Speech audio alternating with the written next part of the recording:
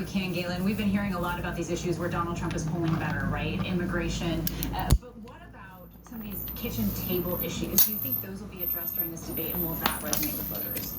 I think so. I mean, when you ask Americans first and foremost what matters to them in this election, it's the economy. That's no big surprise. And so both candidates are going to try to position themselves as more likely to enact the policies that will help American families.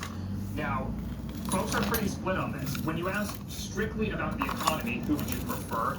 Trump has the advantage by about 10 percentage points. But when you ask a question like, which candidate will enact the kinds of policies that will help you or your family, Harris has the lead there. And so when you look at the issues, it's a little bit muddled. There are areas where Americans clearly prefer Trump, but there are also areas where Americans clearly prefer Harris. And so it's the candidate's job to try to raise the salience of the issues where they are performing the best. And that's what they're going to be doing on stage tomorrow night. All right, Galen Drew, thanks for being here with us. And everyone watching, mark your calendar. And again, it's one of the most high-stakes presidential debates to date, and it's happening right here on ABC News Live. The first face-off between former President Trump and Vice President Harris is tomorrow night, 9 p.m. Eastern, and we are headed to Philly, so we will see you there. Also now, to a story out of Idaho here, the judge overseeing the case against Bryan Kohberger has granted a change of venue, siding with the accused killer's defense team, moving the trial that is set for next summer out of Latah County. Kohberger's defense team cited bias in the tight-knit community where the 4 students were stabbed to death in November of 2020. John Judge, which is his name, would he stay on this case, or essentially would he recuse himself? Would he step down? And noting here from this most recent filing, it actually says that they're waiting for assignment by the Supreme Court to a proper venue in another judicial district and assignment of a specific judge to preside in the criminal proceeding. How are you reading that, Brian?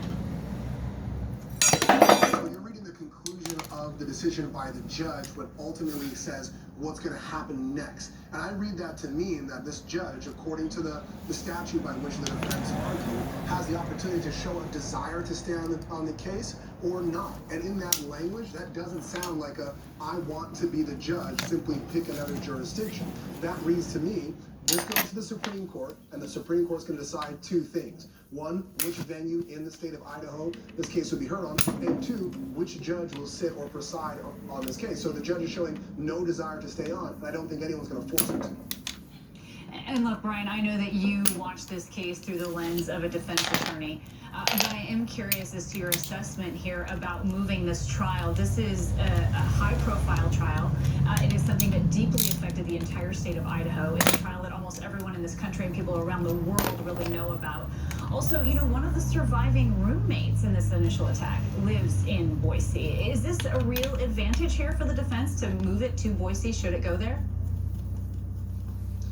If it's an advantage that moves a few grains of sand towards the defense to help. I don't think this is going to be the win that's going to say, all right, now we can win this case. The facts don't necessarily affect us as much in a different county as it does in Latah County. I don't think it's that. I think to some degree they may get a less biased jury, so that's a win for them. But I think still the facts are the facts, and regardless of what county in Idaho this case is on, the prosecution still has some strong arguments. Arrived in a truck at the commercial cargo area of the Allenby bridge crossing between the border between Jordan and the Israeli-occupied West Bank. Once he arrived there, he opened fire with a handgun, killing 3 Israeli workers before he was shot dead by Israeli security forces.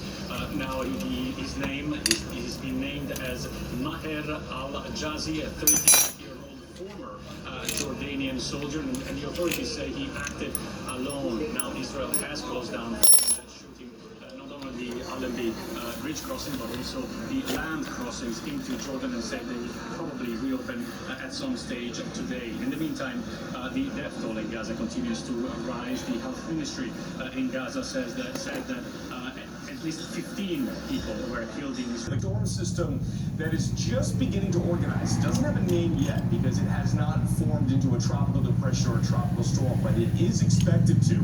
So we got this front that's sort of stalled out over the Gulf of Mexico, and that's going to bring bring some scattered showers and thunderstorms today, especially to portions of Florida. But it's what's south of Texas that comes to the north that is expected to strengthen over the coming days. And that's going to bring some heavy rain and some winds to the coast of Texas and Louisiana. And right now, the National Hurricane Center is expecting this storm to become a hurricane by Wednesday as it heads toward the coast. A tremendous amount of rain expected all up and down the Texas coast into Louisiana. The heat continues out west. Excessive heat warnings in effect from Los Angeles down through San Diego. Temperatures today around LA back into the 100s, 90s across most of California. And the beautiful weather continues up here in the Northeast. That's the national outlook. Here's your local forecast.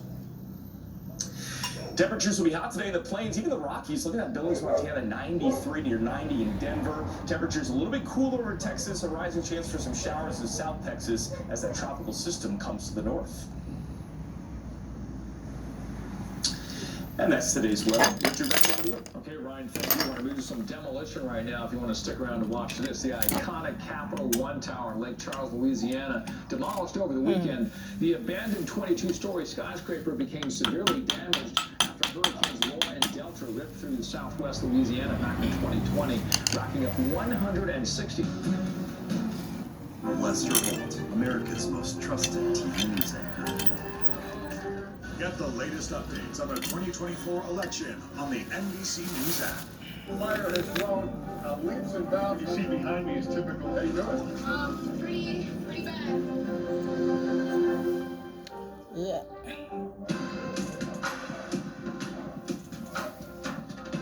It's NBC News Now.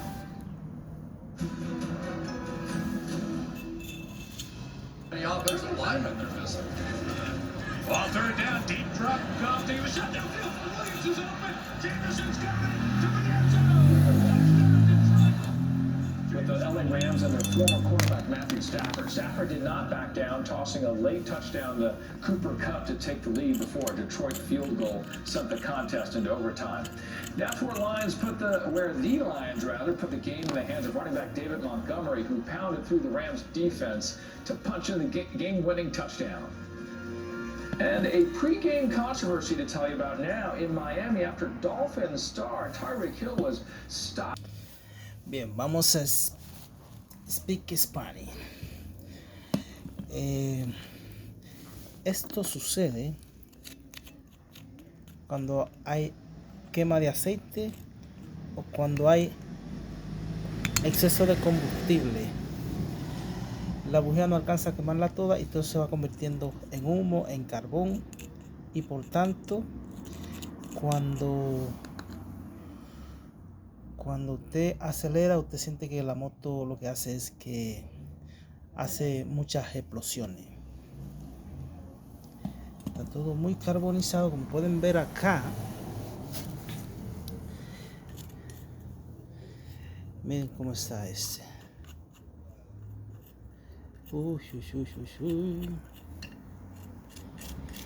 De hecho, este estaba parado mucho tiempo, este scooter.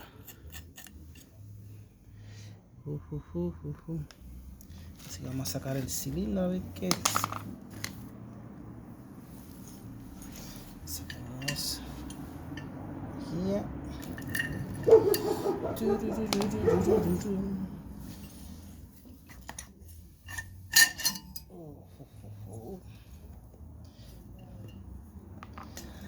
Así está nuestro cilindro.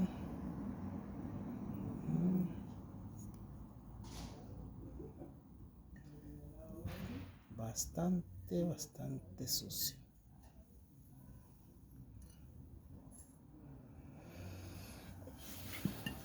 Vamos a ver.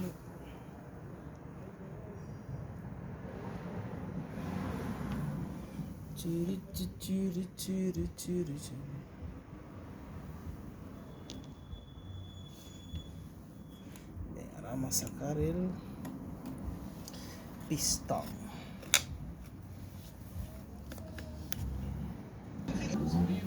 Beetlejuice scared up $110 million in its opening weekend. That's the third largest debut of the year and the second largest for September release in history. Summer blockbuster Deadpool and Wolverine, that's still around. It continues to hold in place while the presidential